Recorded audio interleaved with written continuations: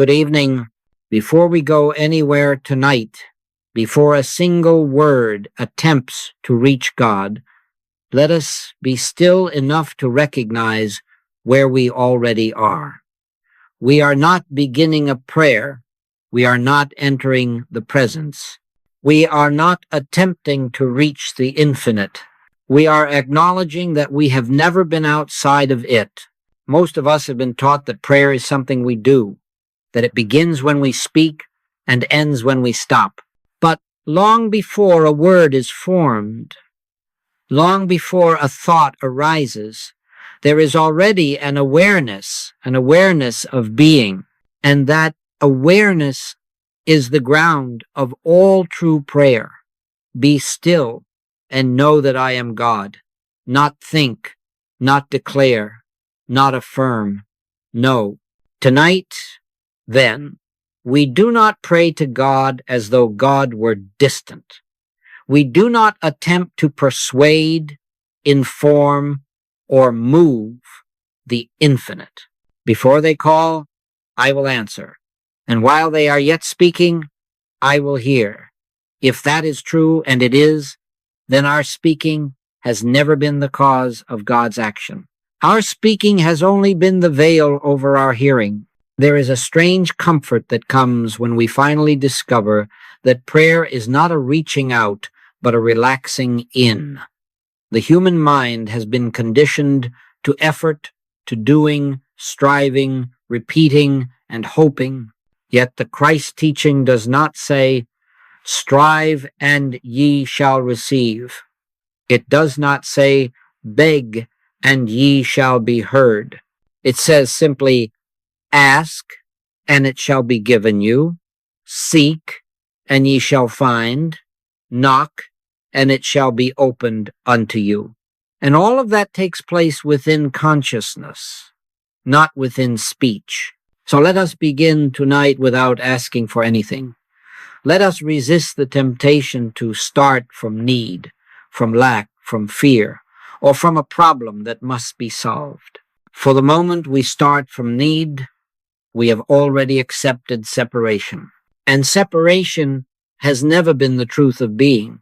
I and my Father are one, not shall be, not hope to be, are.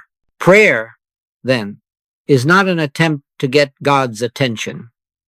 God has never withdrawn attention from his creation.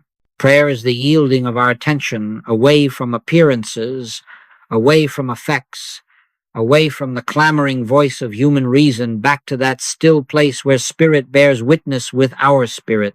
The kingdom of God is within you, and because it is within, it cannot be reached by motion, by words, or by time. We are not here tonight to improve our prayers. We are here to let prayer cease as an activity and be revealed as a state of consciousness. When prayer becomes a state of being, it no longer begins and ends. It abides. It watches. It listens. And in that listening, something remarkable occurs. The sense of a distant God dissolves, and the presence that was always here becomes evident. The human sense believes prayer must be active. The Christ reveals that prayer is receptive. In quietness and in confidence shall be your strength. Strength does not come from many words. Healing does not come from correct statements. Supply does not come from fervent pleading. These come when the soul rests back into the awareness of divine fullness already established. So tonight we lay aside, even for a little while, the habit of praying for outcomes. We do not ask for healing, for supply, for guidance, or for peace. Not because these are unimportant, but because they are effects, and effects never produce themselves. We turn instead to cause, and cause is not reached by effort. Cause is known by stillness. Let us remember that the Christ did not say, my words will heal you. He said, the words that I speak unto you, they are spirit and they are life. Spirit precedes words, life precedes form. Presence precedes prayer. And when that order is restored in consciousness, prayer ceases to be something we do and becomes something we live. If, as we sit here now, there is even the faintest awareness of peace, of stillness, of presence, however subtle, then prayer has already begun. Not because we started it, but because we stopped interfering with it. And in that recognition, we are prepared to understand what the Master meant when he said, "Ask, and ye shall receive." Now, having settled, if only a little, into this stillness, we are prepared to look more closely at one of the most quoted and yet most misunderstood statements in all of Scripture. Ask, and ye shall receive. It has been repeated so often, and with such confidence, that few have stopped to inquire what the Master actually meant by ask. To the human mind, asking means requesting something we do not have. It implies lack. It implies distance. It implies that somewhere there is a God who has what we need, and here we are without it. And so our asking becomes a form of pleading, sometimes dignified, sometimes desperate, but always rooted in the belief that we are separate from the source of our good. Yet that belief is precisely what prayer is meant to dissolve. The Christ did not teach prayer as a means of informing God. Your Father knoweth what things ye have need of before ye ask him. If God already knows, then our asking cannot be for his benefit. It must be for ours. And if that is so, then asking cannot mean verbal petition. It must mean something far more subtle, far more inward. We have been led to believe that earnest asking will move God to action. But God is not moved. God is not persuaded. God is not convinced. I am the Lord. I change not. And because God does not change, the only thing that can change is our awareness of him. Prayer, then, does not alter God's disposition toward us. It alters our receptivity to what eternally is. Consider this. When you ask for peace, from what standpoint are you asking? Is it not from unrest? When you ask for supply, is it not from a sense of lack? When you ask for healing, is it not from the awareness of disease? And in that very moment, you have affirmed the power of unrest, lack, and disease. You have knelt before them and said, in effect, you are real and I am subject to you. And then we wonder why our prayers feel heavy, why they feel unanswered, why they feel ineffective. The Master never prayed from need. He did not stand before the 5,000 and ask God to create bread. He gave thanks. Why? Because gratitude assumes presence. Gratitude assumes fulfillment. Gratitude rests in the awareness that the source is already functioning. Father, I thank thee that thou hast heard me, and I knew that thou hearest me always, always, not sometimes, not after asking long enough, always. So when the Christ said ask, he was not referring to begging. He was referring to turning within to that moment when the soul inquires, not how do I get, but what is true. That is the asking that receives. The asking that receives is the asking that listens. Speak, Lord, for thy servant heareth. That is prayer. To ask, in the Christ sense, is to question the testimony of the senses. It is to ask, is this appearance the truth of being? And the moment that question is sincerely asked, the answer begins to reveal itself not as words, not as visions, but as a quiet shift in consciousness. Fear loosens. Struggle softens.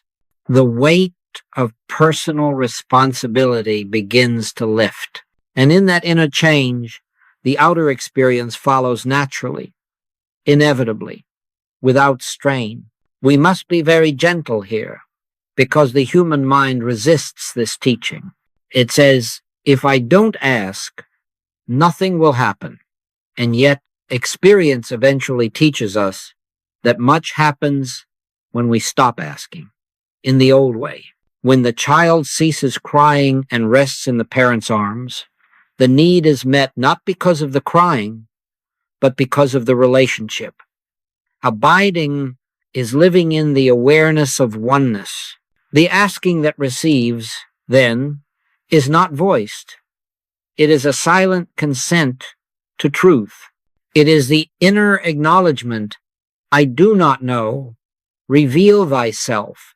And in that humility, true humility, not self-abasement, the door opens. Knock, and it shall be opened. But what is the knock? It is not words. It is the willingness to let go of personal outlining, personal control, personal will. So we begin to see that prayer fails not because God withholds, but because we are asking from the wrong premise. We are asking as mortals trying to become spiritual, rather than as spiritual beings awakening from the dream of mortality. When that reversal takes place, prayer changes its nature entirely. It becomes communion. It becomes recognition. It becomes the silent awareness of presence. And as we move deeper tonight, we shall see why even the most beautiful statements of truth, even the most accurate affirmations, cannot heal until this inner misunderstanding of asking is dissolved. For the truth does not operate through words. The truth operates through consciousness. Ye shall know the truth, and the truth shall make you free. Not say it, not repeat it, know it. Now we come to a point that is often difficult to accept, especially for those who have spent years studying scripture, metaphysics, or spiritual truth. It is this: the truth you know does not heal. And I say that not lightly nor critically, but from long experience in this work. Many have come to prayer armed with truth, beautiful truth, accurate truth, inspired truth. They can quote scripture from Genesis to Revelation. They can recite affirmations with precision. They can declare that God is love, that God is all, that evil has no power. And yet, when faced with sin in a stubborn form, or disease in a threatening form, or lack in a persistent form, they discover sometimes with great shock that none of it seems to work. This is not because truth has failed. Truth never fails. It is because truth has been reduced to statements, and statements, however correct, are not power. The letter killeth, but the spirit giveth life. Truth spoken without realization is letter. Truth memorized without consciousness is letter. Truth declared from the mind, while fear still governs the heart, is letter. You see, truth is not something we use. Truth is something we yield to. The moment we attempt to use truth as a tool to fix, to change, to overcome, we have already stepped back into personal sense. We have assumed that there is a me who must do something with truth in order to get a result. And in that moment, truth is no longer living. It has become mental. The Christ never healed by reciting truth. He healed by abiding in it. I can of mine own self do nothing. That is not a statement of weakness. That is a statement of spiritual law. The moment personal effort ceases, divine action becomes evident. But as long as the mind is busy repeating truths in order to make something happen, The ego is still seated on the throne.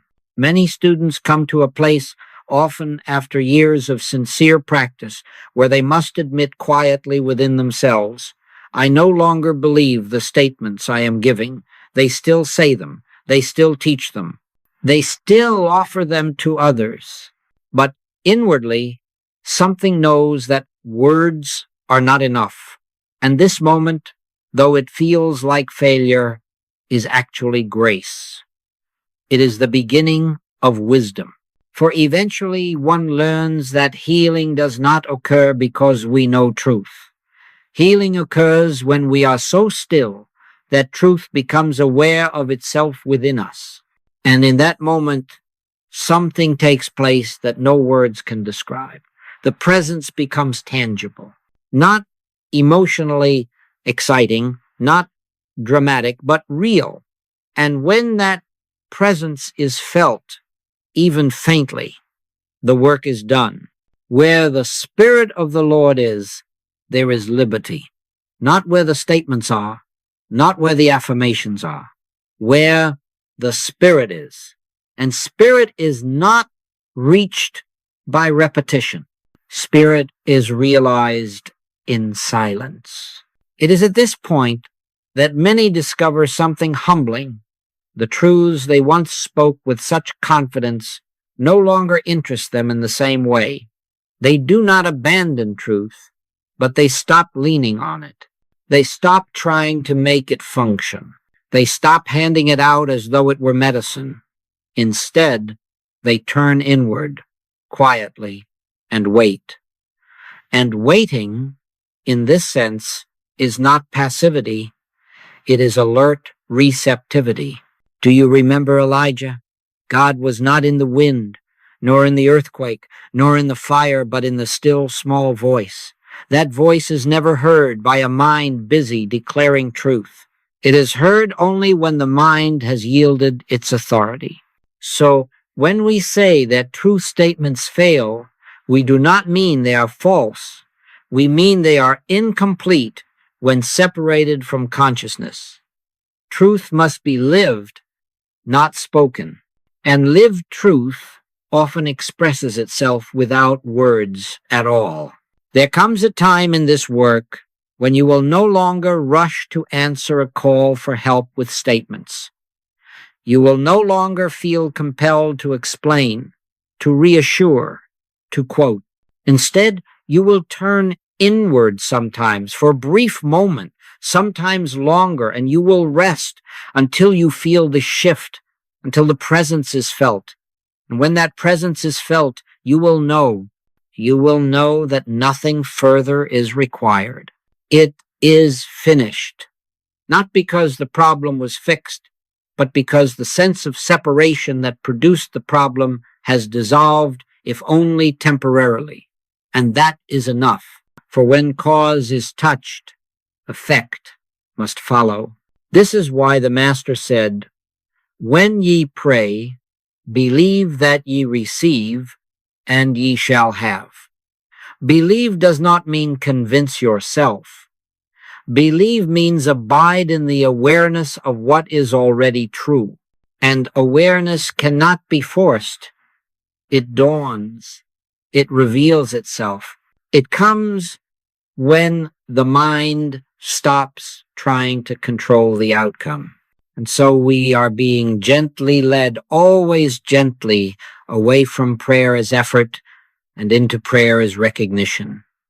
Away from speaking truth and into being still enough to let truth speak itself within us.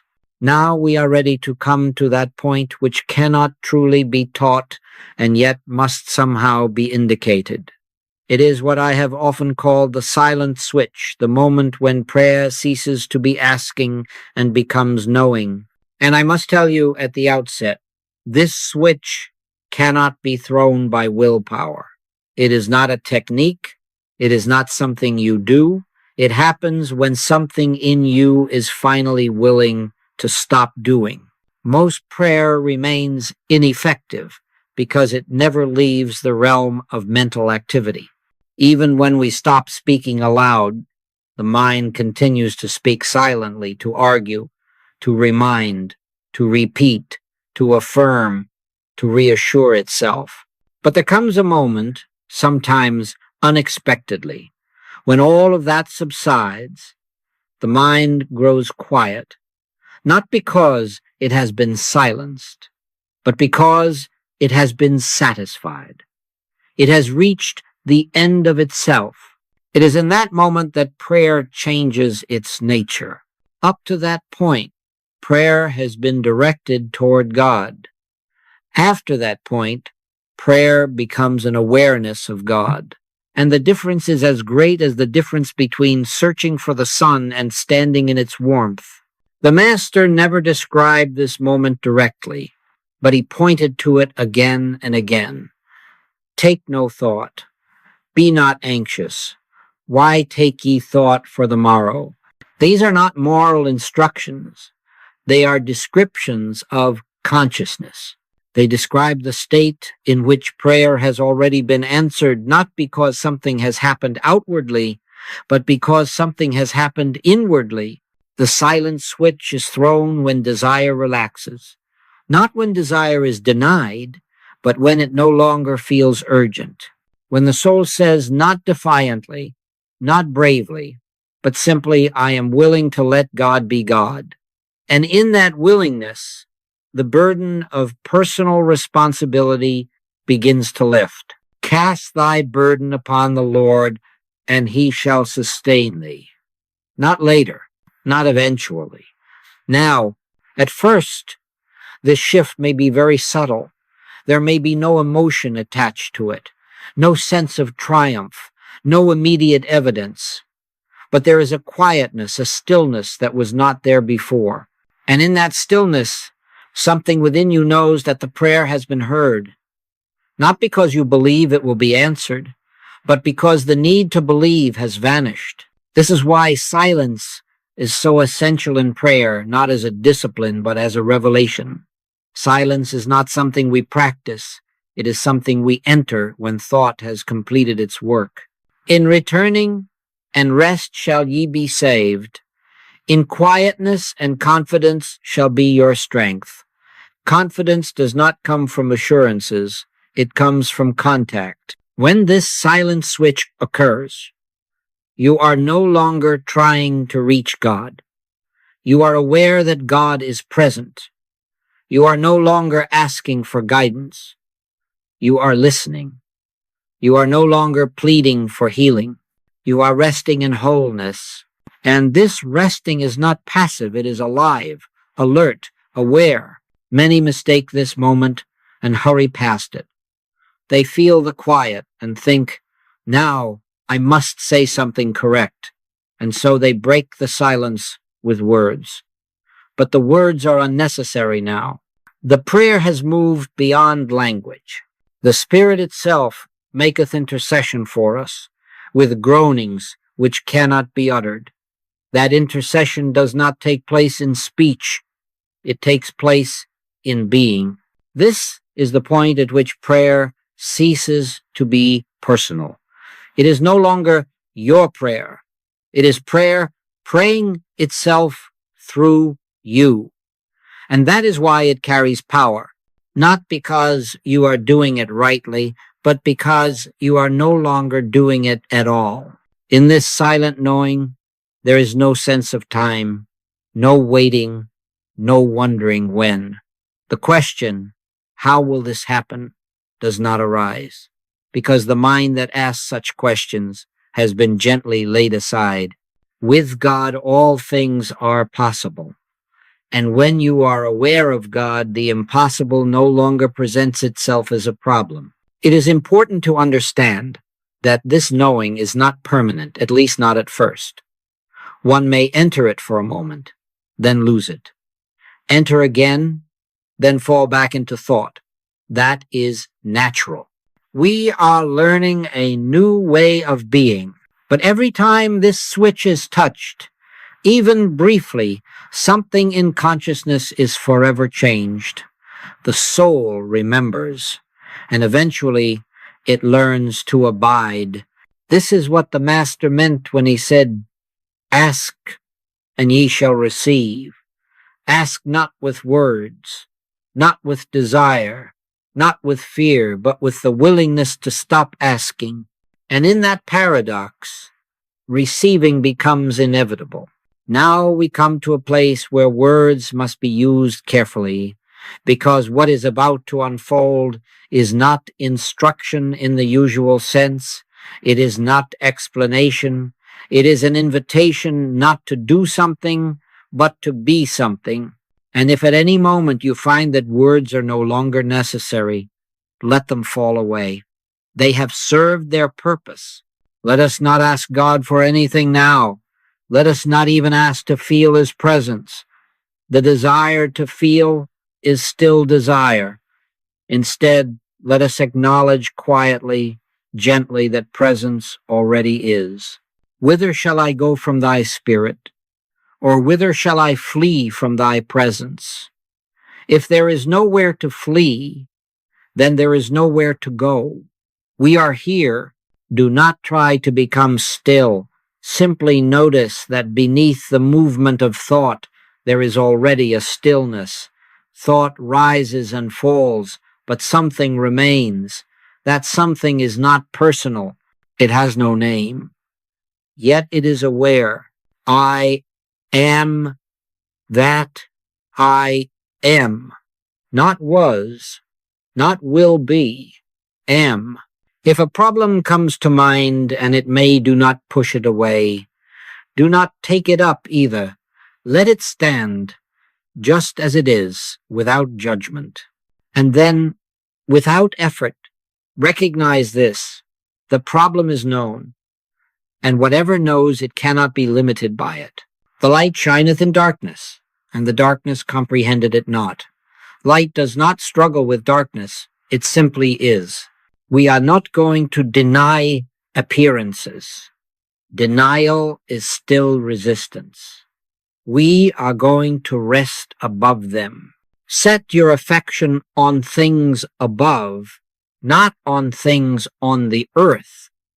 This is not a turning away from life. It is a turning toward reality. The earth sense reports need. The spirit sense reveals fullness. Now, very gently, let even the desire for an answer dissolve. Answers belong to questions, and we are moving beyond questioning into knowing. If there is a sense of waiting, let it be. Waiting here is not impatience. It is expectancy without tension. They that wait upon the Lord shall renew their strength, not by effort, by waiting. In this awareness, there is no prayer being said, yet prayer is taking place. There is no petition being offered, yet the soul is being fed. This is what the Master meant when he withdrew alone to pray. He did not go to speak. He went to listen. And in listening, he heard what no words could convey. If you notice a softening within, perhaps a release, perhaps a quiet assurance, do not grasp it. Grasping belongs to the mind. Let it pass through you as light passes through a window. The window does not hold the light. It allows it. Not I, but Christ. At this point, you may become aware that nothing is required of you.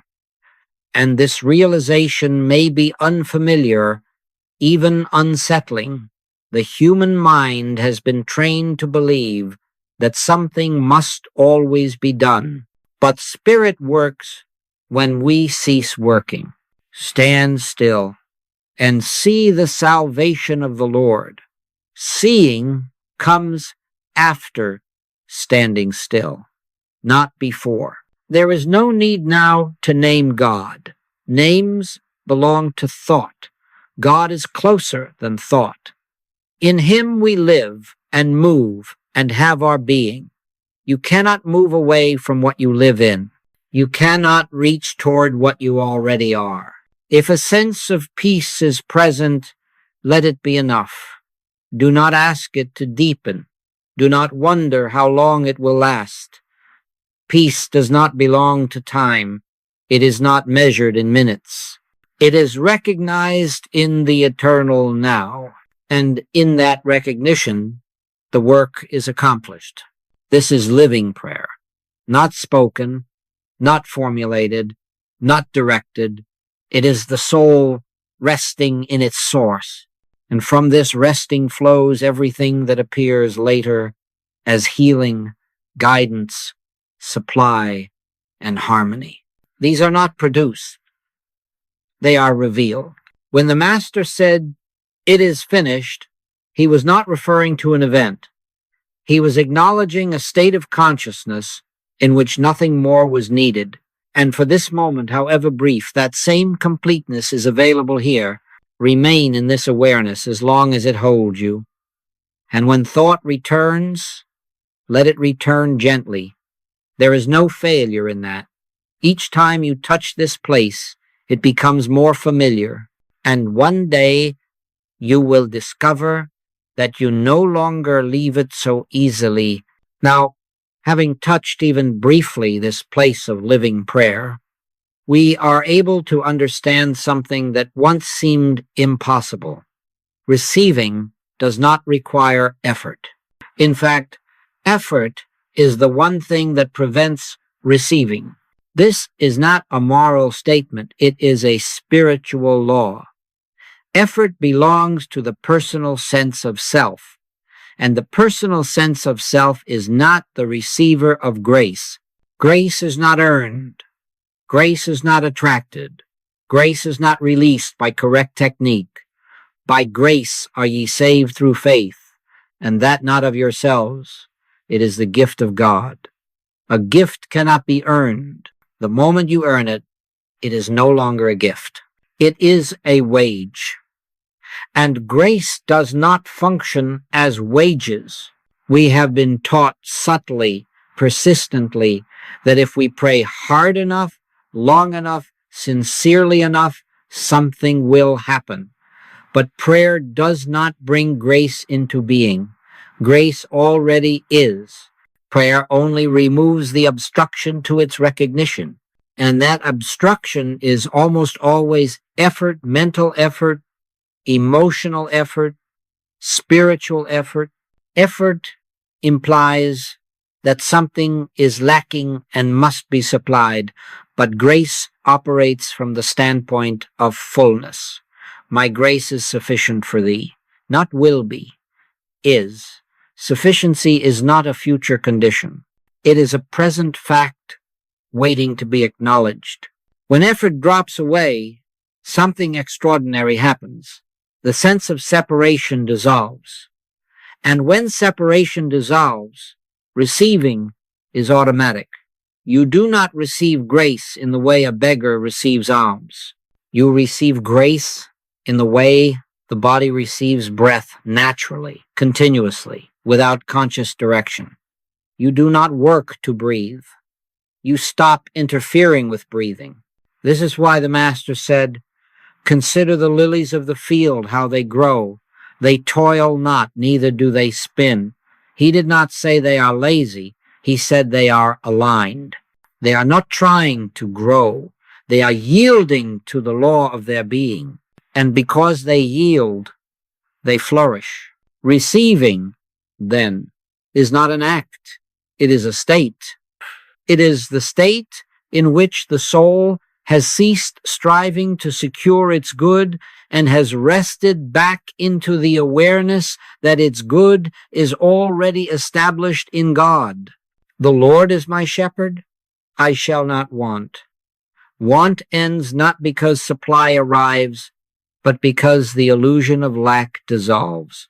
Many students struggle at this point because they fear that without effort, nothing will happen. But observe your own experience. The deepest moments of peace in your life were not produced by effort. They came unannounced. Healing moments often occurred not when you were working hardest, but when you had finally given up. Direction came not while you were analyzing, but while you were quiet. This is not coincidence. It is the nature of spirit. Spirit reveals itself when the personal sense steps aside. Except ye become as little children, ye shall not enter the kingdom of heaven. The child does not calculate how to receive. The child trusts. Trust is not something you do.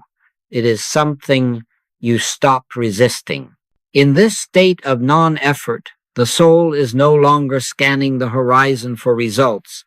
It is not watching the clock. It is not measuring progress. It has entered the Sabbath, the rest of God. There remaineth therefore a rest to the people of God. That rest is not sleep. It is spiritual repose. From this repose, action may still occur. You may still work, speak, move, decide, but the strain is gone. The sense of personal doership is absent. Action flows instead of being forced. It is God which worketh in you both to will and to do of his good pleasure. And when God works, there is no fatigue.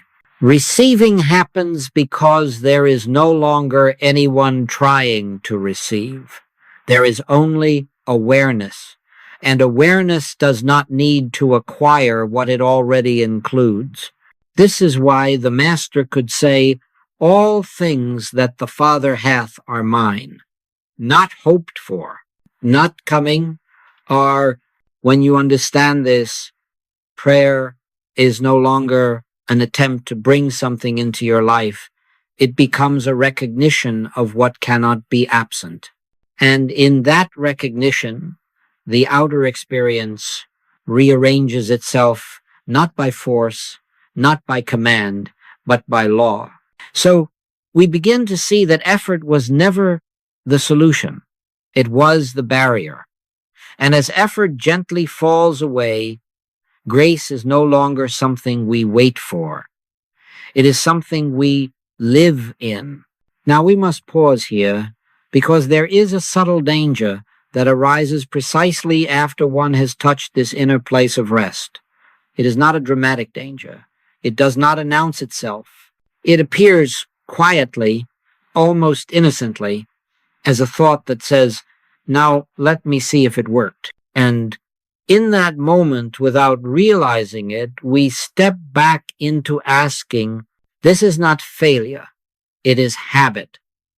The human mind has been trained for generations to live under cause and effect, to believe that something must be done to produce something else. And so, even after we have rested in grace, the mind returns and asks, where is the result? When will it show? How will it happen? And these questions, though seemingly harmless, pull us back under the law. The Christ teaching is very clear here. Go and sin no more. This is not a moral injunction. It is a spiritual instruction.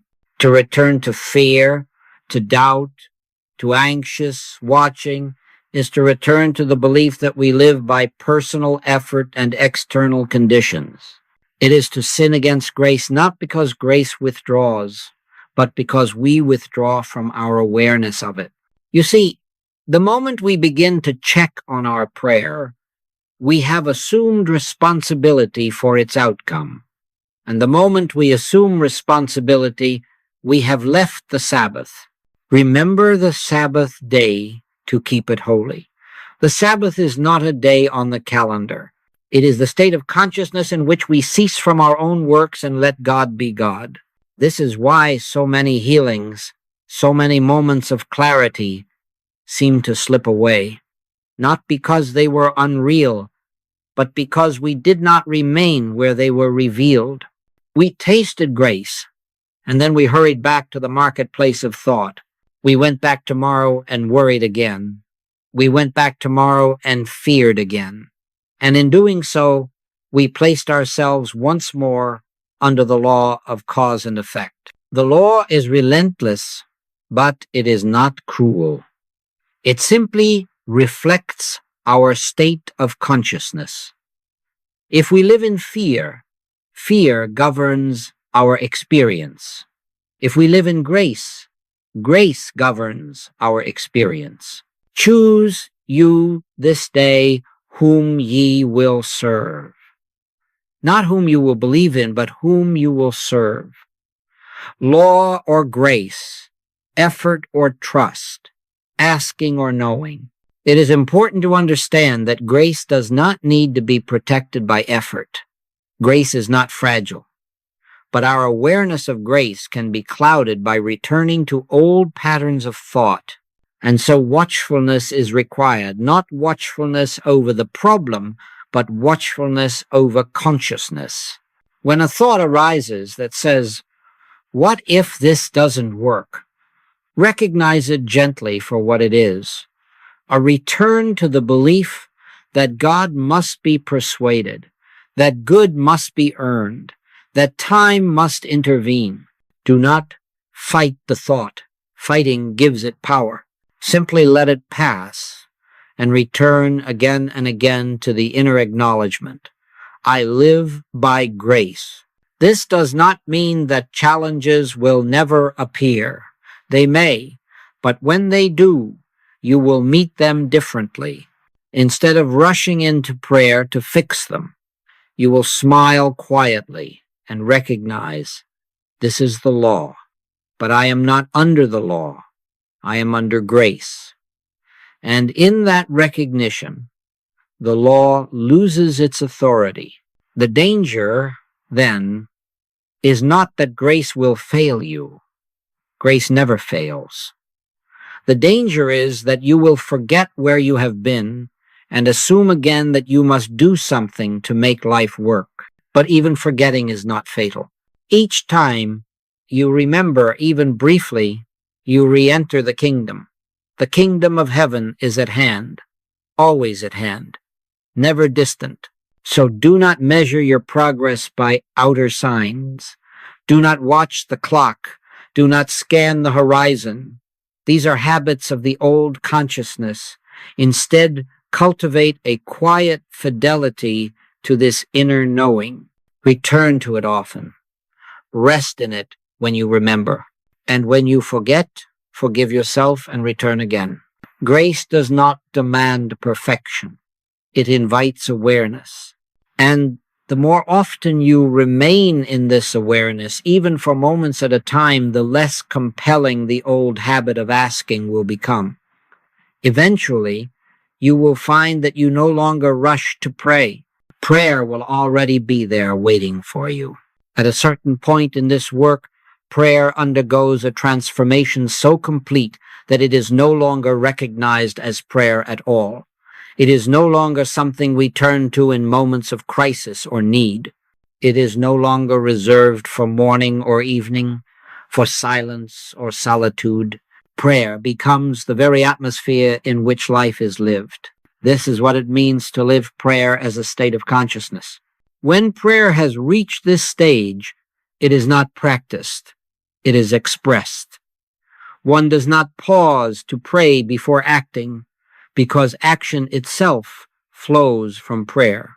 One does not seek guidance, because guidance is inherent in awareness.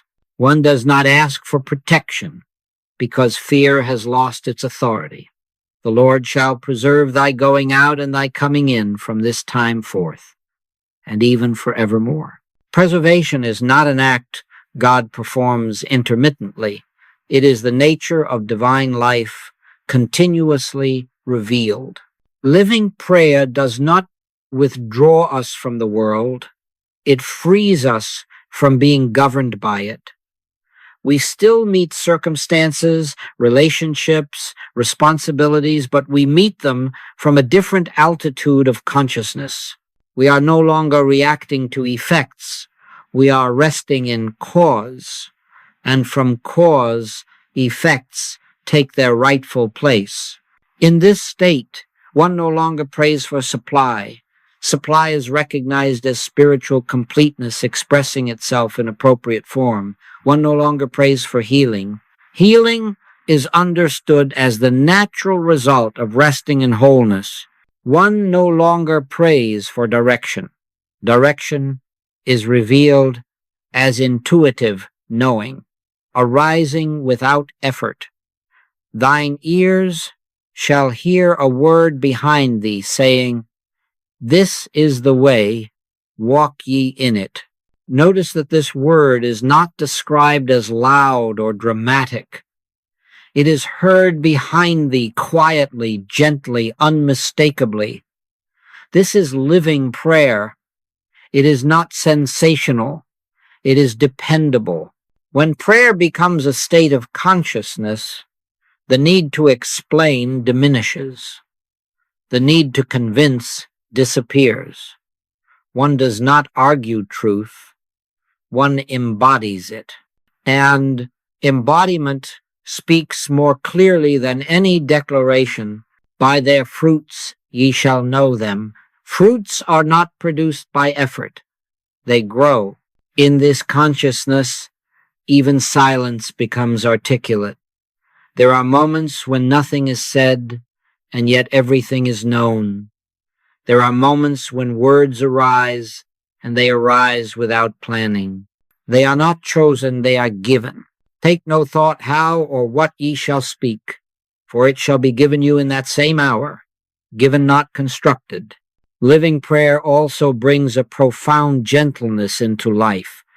Judgment falls away not because one is trying to be loving, but because separation has lost credibility. You no longer see others as causes of good or evil. You see them as fellow travelers awakening from the same dream.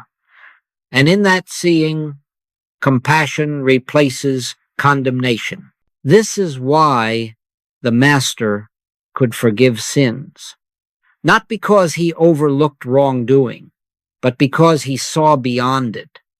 He did not treat error as power. He did not resist it. He rose above it. Neither do I condemn thee. Go and sin no more. Condemnation binds. Recognition frees. As prayer becomes continuous, fear finds fewer places to land. Fear feeds on interruption, on moments when consciousness forgets its source. But when awareness remains gently anchored in being, fear has nothing to attach itself to. It passes like a shadow across the ground, leaving no mark, and so life simplifies. Not outwardly at first, perhaps, but inwardly, unmistakably. There is less struggle, less mental rehearsal, less anxiety about outcomes. There is more trust, not as a decision, but as a natural state. Trust becomes the default position of the soul. This is what it means to pray without ceasing.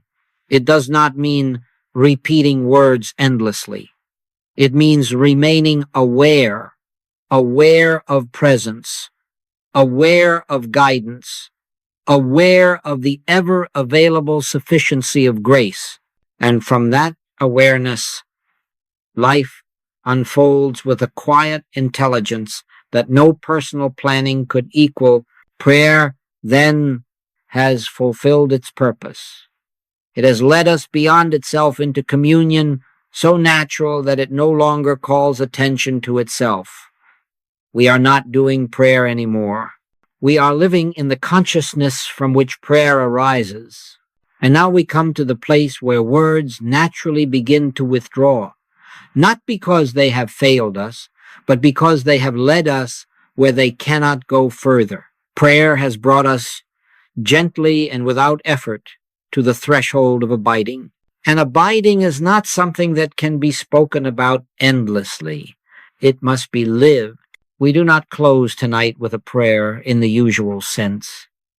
We do not ask God to go with us, for we have seen that there is nowhere we can go where God is not. Lo, I am with you alway, even unto the end of the world. Not occasionally, not conditionally. Alway, if something has been revealed this evening, even faintly, do not try to hold it. Holding belongs to effort. Let it hold you. Truth does not need to be remembered anxiously. Truth remembers itself. And when consciousness rests In that truth, it unfolds naturally, gently, without strain. You may find that after this, questions still arise, circumstances may still present themselves, life will continue to move, but something fundamental has shifted. You have seen, if only for a moment, that prayer is not a reaching out from emptiness, but a resting in fullness. And once that is seen, it can never be entirely unseen. Do not be concerned if tomorrow the old habit of asking returns. It may. When it does, do not condemn yourself. Simply recognize, quietly, I have been here before. I know another way. And in that recognition, you return not by effort, but by remembrance. This is the covenant that I will make with them. I will put my laws into their hearts, and in their minds will I write them. The heart remembers before the mind understands. We do not leave this place to go back into the world. We discover that the world appears within this place, and because it does, it no longer governs us. We move through it under grace, not under law. We live by awareness, not by anxiety. We abide, not because we are disciplined, but because we have tasted rest. So let this be enough. No resolution is required. No promise must be made. No effort needs to follow. Simply go, as the Master said, in peace. Not to seek peace, but to express it. Peace I leave with you. My peace I give unto you. Not as the world giveth, give I unto you. And because it is not of the world, it does not come and go with circumstances, it abides. Remain where you are for a moment longer, if you wish, or rise and go about your life. In either case, nothing essential changes, for prayer has not ended. It has become your dwelling place.